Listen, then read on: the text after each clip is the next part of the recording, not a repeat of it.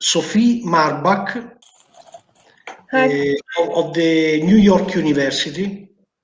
And the title of the talk is Fractional Noise in Nanopores. Please, Sophie. Okay, hopefully you can see my slides now. Hi, Luigi. Thanks for the introduction. And I'd like to thank the organizers for this opportunity to share my work. So this is a very recent work that I've been doing here at NYU. And I've been having very nice discussions with Alex Donev, Michel Pin, and Miranda Holmes-Serron, so I'd like to thank them for that. So I will start with something that's probably very familiar to each and every one of you, which is your probably afternoon coffee now in Italy, but it's still morning here. And you're probably very familiar with taking a spoonful of sugar and stirring it into the coffee. Now, at the scales that we are all interested in, which are the micro to nanoscale, there's no such thing as a nanoscale spoon, and artificial and biological systems have to find alternative strategies to achieve complex functions such as mixing, but not limited to mixing. We've been talking about filtering, selecting, and so on and so forth. And there's one characteristic feature of systems at these small scales, which is that they all operate under thermal fluctuations. So there's a lot of noise going on. And for a while now, I've been seeking ways to harvest these fluctuations to achieve complex tasks, at least beyond standard diffusive transport. So I'll mention the different trails I've been pursuing. So one idea that I'm pursuing a lot lately, and that has some connections to nanopores, is to investigate how to harvest fluctuations of sticky feet to achieve complex motion of particles on surfaces. Another idea is to investigate how fluctuations of the environment affect transport within the environment. So, for example, how fluctuations of the pore affect transport within the pore.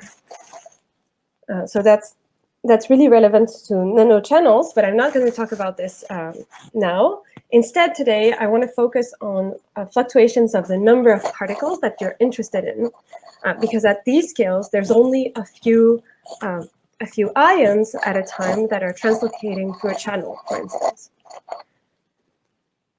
So to elaborate on this picture, we only have in channels, so this is a potassium channel, we only have a few ions at a time in a given channel. And as a result, if you measure, for example, the ionic current from one side to the other, you find traces in time of the ionic currents that have strong fluctuations with time. Now, Sophie, I'm sorry. Maybe you have your microphone somewhere. We hear a noise. So can you? You have the microphone. I have the microphone of your earphone. Should I take off the earphone? Oh, maybe it will work better because we feel we hear a noise. Okay. Now it might be better. Just continue in this way. Thank you. Okay, I'm sorry about that. Okay. Maybe this is the problem. Can you hear me better now? Yes, yes. It's much better now. Okay. So we've got some fluctuations with time. Now, to investigate these fluctuations, there's a common framework, which is to take the spectrum of these fluctuations in Fourier space and look at the spectrum of these fluctuations with respect to the frequency. And when we look at such traces, and here I'm showing one, there's definite features that we've been seeing over and over again in nanopores, and one of these is low frequency noise decaying as 1 over f to some power alpha. Now, this kind of low frequency noise is both an issue because when we want to achieve very specific and investigate very specific current traces with time, we want to get rid of this noise. But at the same time, this noise contains definite information of what's going on inside the pore. and what kind of mechanism for transport is at play. So there's been many studies trying to investigate these kinds of low frequency noise. And in a sense here, I kind of wanted to revisit this problem, asking new questions. And in particular, the question that I wanted to ask is, can we find design rules for example, artificial pores that would allow us to control the signal to noise ratio? So control the noise and therefore control the signal to noise. Okay, so there's many ways to answer that question, and it's a theoretically very complicated question because there's many effects at play. So I didn't want from the start to go into all of these details, and I started from the most simple system to try and understand the simplest system and then build from there and add new things. And in fact, I didn't even go beyond the simple system because even in very simple geometries, there's lots of noise going on that has to be understood. So starting from a simple system, this is what I study. I have a pore of a given radius. Here it's a very thin pore. It has a radius r, and there are solute particles that can go through this pore. And for now, I've taken very basic particles. They could describe ions, but here I took them to be uncharged, uncorrelated, simply diffusing around and translocating through this pore. So I've got two big reservoirs from which solute particles can go from one to the other. And in this system, there's different quantities to investigate, but there's mostly one that's relevant here. It's the difference between the number of particles to the right and the number of particles to the left. I write this number delta n, and I'm going to study it here. There's an idea behind studying this number is that it represents the difference of concentration between the two sides, and the concentration imbalance is proportional to the osmotic pressure. And as a result, this is relevant, e.g. in the context of cells, and so on and so forth. So here, my simple system, what it seeks to do is, in a way, understand the effect of reservoirs. Okay, so in average, the number difference is going to be 0. I have the same number of particles on one side and the other, but there are fluctuations. So something interesting to study in time is how the evolution of the average of delta n squared, so the mean squared average, evolves in time. So I'm plotting it here, so the mean squared average in time for various pore radii, going from very small pores in orange to very large pores in purple. Now, for very small pores, this number difference grows linearly in time. This is kind of expected. You have a sort of diffusive behavior, okay. And then when the pore gets a bit bigger, then one obtains a subdiffusive behavior in time. So here the number difference grows as the square root of time. This is a subdiffusive behavior, but if you go and analyze a bit more this kind of noise, this is actually a fractional noise. So this is quite surprising because we're used to having diffusive behaviors in a number of systems. And here I have simple Brownian particles, so they should diffuse around. But here, achieving a subdiffusive noise in such a simple setting, that was really surprising. And I tried to understand that. And basically, the aim of my talk is to give you an intuition of where that kind of fractional noise comes from and what are its consequences in the context of nanopores. So to understand that noise, typically here, the noise occurs for very large pores.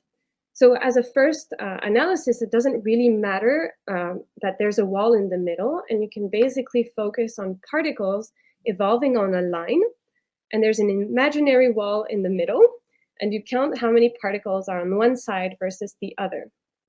In average, the difference is 0, but in time, if a particle jumps from, for example, the left to the right, it will contribute +2 to delta n. So the fluctuations of delta n squared are 2 to the squared, multiplied by the probability for a particle, for example, to go from left to right. But it has also equal probability to do the reverse jump, so I have to multiply that by a factor 2.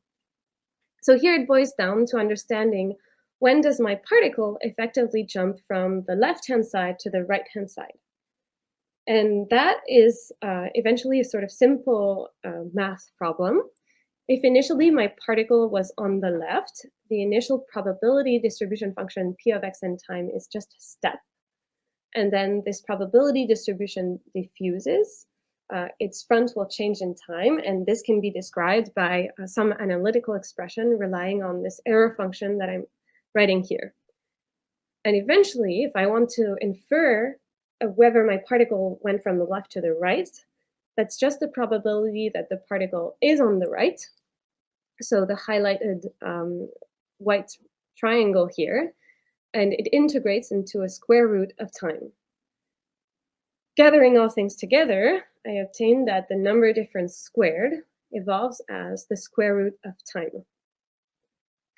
So if I study a bit more the kind of fluctuations at play here I have a fractional or subdiffusive noise on this single line.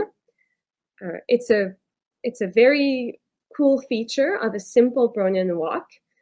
This thing is actually a known mathematical result, although it was never shown in the sort of way that I'm showing it to you, which is particles go from one area, one region to another.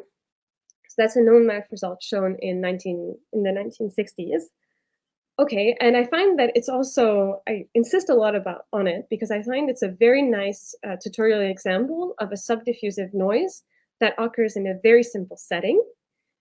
And as a consequence, it's going to have an impact on any kind of processes that involve particles going from one region to another. Because going from the left to the right is nothing more than going from one region to another.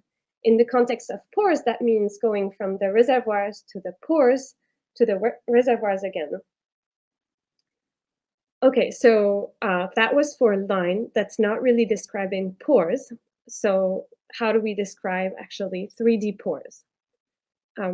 We can do the same kind of reasoning using like complicated functions over complicated geometries, but if they're not really applicable to different geometries. And here I found a way to deal with larger reservoirs without having to deal with the complexity of specific geometries here, like big reservoirs with a circle in the middle.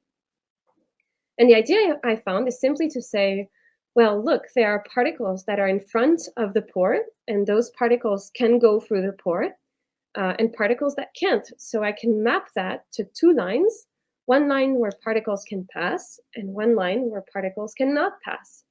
And particles can go from one line to another with rates, say, Q on, Q off. And the ratio of these rates is determined by detailed balance. Typically is determined by the ratio of the area, the open pore area over the closed pore area. So mapping this complex 3D problem on a simpler sort of 1D problem allows many, many things. It allows to simplify the numerics involved, so all the molecular dynamics simulations involved, but it also allows to have analytic results in a sort of easy way. And to me, that was very powerful. And the most important thing is that this system, this 1D system, is equivalent to the full 3D problem, provided that you find the right rates, but the rates are given by detailed balance. So there's no uncertainty on how to find them. So I find that very powerful. And I'm not going to go into the details of what this gives, but just give you the kind of story that emerges from that. So what we were interested in was the difference of number of particles, delta n squared, with time. And here is a full evolution over time. And there's many things going on, actually, way beyond the simple picture that I showed at the beginning. Very initially, at initial times, only particles that are close to the pore can go through the pore. And effectively, everything happens as if there weren't boundaries further away. And there you recover fractional noise, so increase a square root of time with time. Then as time goes by, now you have to translocate particles coming from the bulk to the pore and back away again. So here you recover diffusive noise. and then evolving again in time. At some point, particles are well mixed, and then it doesn't really matter if they're in front of the pore or not, and you recover this square root of time behavior. So there's many things going on with time, these three different regimes, and the onset of these regimes and also the amplitude of the number difference is controlled by the pore radius. I'm not going to go into the details of when those occurs and for what radius and so on, but insist on the consequences of that. When you look now at what I was talking at the very beginning, at the frequency spectrum of this number difference with time, you find different behaviors with respect to the frequency.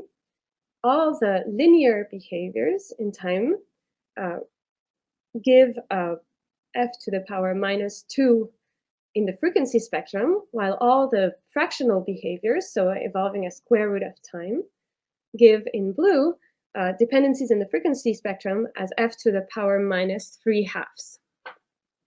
So the variety of these noise behaviors has consequences in the frequency spectrum. Okay, so I think that's a very important statement. Now, finally, sorry,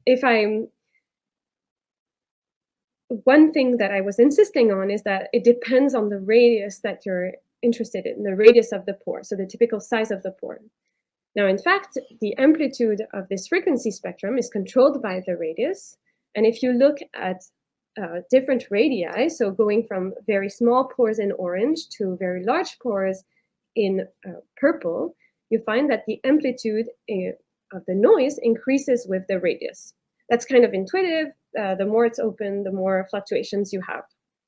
Okay, and so here you can find that typically delta n squared scales like the radius squared. So if you're interested in a given current, here the only current that's relevant is the osmotic current.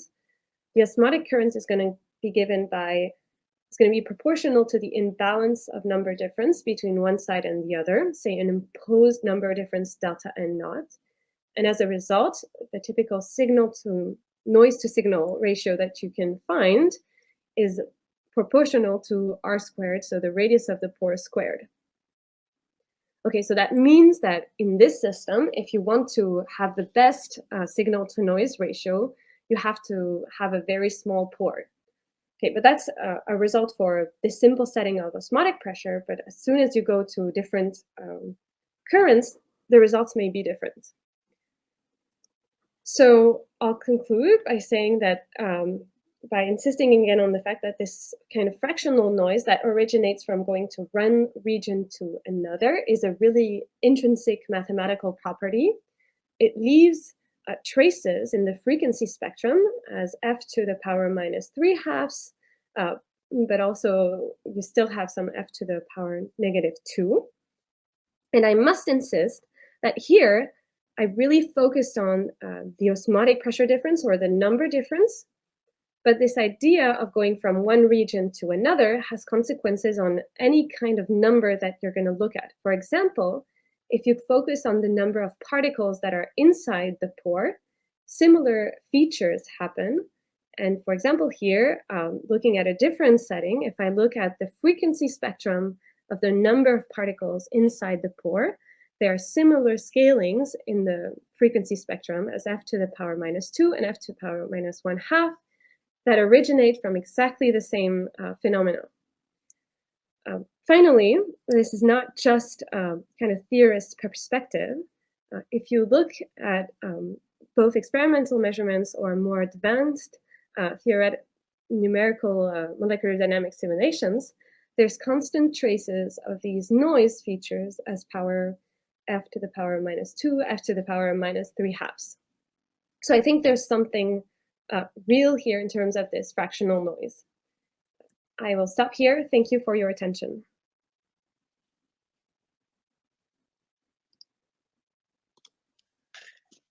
Thank you very much, Sophie. I'm looking. There are no questions for the moment on the chat. I have a question. So, I didn't understand whether your treatment includes the size of the molecule. So in other words, if we think, because ion channels usually have a hole that is just a little bigger than the diameter of an ion. So when in this case ions are in single travel in single file, do you think your analysis would be correct for such kind of situation? That's a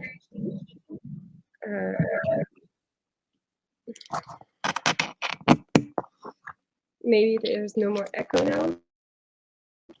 Is that better? Yes. Okay. So in fact,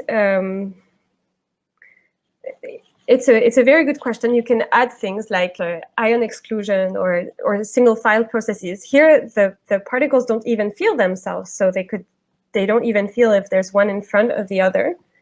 What I'm trying to do here is actually infer generic principles to kind of know what's going to go on in more complicated settings. So here, in this very simple setting, there's just this fractional noise happens just because it's in a sort of intrinsic property. The ion goes from one region to another. So I expect it to hold even if you add in more things at high frequencies in the low frequency spectrum. You will always see this 1 over f to the power 3 halves or 1 over f to the power 2. That's what I expect. So we have other two questions. Sure. So one is from Fabio Cecconi. Thank you, but how do you take into account the finite size of the reservoirs and the finite number of the particles? I take into account the finite size of the reservoirs by saying that on the lines, for example, that's the end of the line, and that gives a finite number of particles or finite number of ions. That would represent typically finite reservoirs in artificial systems or the size of a cell in biological systems. Hopefully that answers the question. And then there is Paolo Calligari.